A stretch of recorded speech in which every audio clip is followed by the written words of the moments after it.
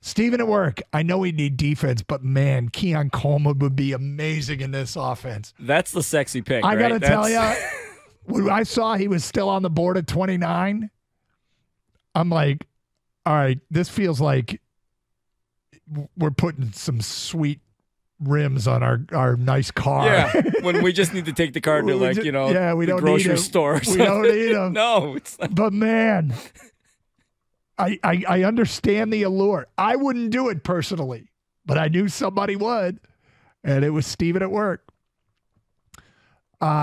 Steve at work says the Lions pick at 29 should be Kool-Aid. Unnamed texter, Chop Robinson, a steal at 29, perfect compliment to Hutch. Matt and Holly, I'd pick up Chop Robinson to pair with Hutch. Two young edge guys sounds very appealing. Will, no-brainer. The Lions have to take Keon Coleman there. Having a big frame target for Goff to throw to improve an already elite offense. I knew we'd get takers. Michael writes in, Kool-Aid McKinstry. Need a cornerback to start or develop. He's a good athlete. Unnamed texter. Chop can address every other position of need with other picks but a defensive end like Chop. He will not be available later. Those are ticket texts from Twitter, from Pat. Trade out. Whoever wants Penix will give up a couple of 2s or a 1 next year and a 2 this year. I mean, probably. That's the thing, is quarterbacks get draft or get trade offers. And Penix is on the board here. Eric wrote in, please take Penix off the list. My God. I explained why we put him on the list. From Eulie John 1 on Twitter. Kool-Aid McKinstry, Alabama. From Gary, I'm going chopping. The ors. I'm going to skip over everybody who wrote this guy or that guy. CC Man 013. Tough choices, but give me Chop and Kool-Aid. Now I'm hungry. You can't have them both. Trade out of the first. Any one of those defensive players would be a big help, and at least one would be there.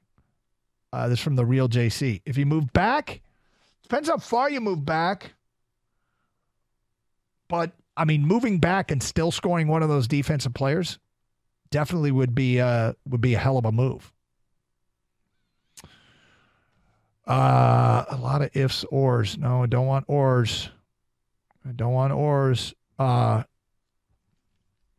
All right, here's one for Jerjon Newton for the win. Imagine if we got an edge and a defensive tackle capable of providing interior pressure. Might not need to invest as heavily in the secondary if you can apply pressure on a quarterback with 3 or 4 down linemen. Trade.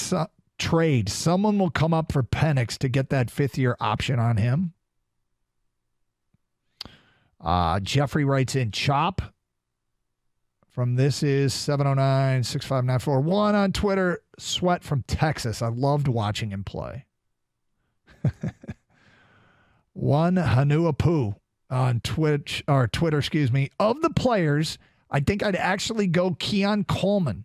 The other top-tier wide receivers will be gone by 29. There's good depth at corner and defensive tackle in this draft, so you can still pick up studs at those positions later, and I think Chop is overhyped. Dude disappeared against good teams. I think Chop is definitely a boomer bust. He intrigues me a lot. Yep. I think this guy is, like I said, he's going to be a spectacular pass rusher, or he's not going to rush the quarterback as well as some people hope, and he's not that good in the run. So then he just is kind of a waste of a first-round pick, which would, make him a bust. Doug, this goes back to the Keon Coleman thing, right? Because we got a few of those texts you read. Yep. Brad Holmes is going to do his draft board with all scouts, and he's going to have certain guys, like let's say 10 guys with first-round grades. If the last guy with the first-round grade happens to be like a Keon Coleman, right? I mean, at 29, he either trades out or he drafts the best guy on his board. Isn't that what he would do? I know it sounds crazy to draft on maybe a receiver, but he would. I think he would do that. As history tells us, he would do that. We should not dismiss that as a possibility. It would be dismissing everything that he's done and everything that he's said. And if he's got Keon Coleman as the highest rated player on his board, and there's not a player particularly close, I think he's taking Keon Coleman.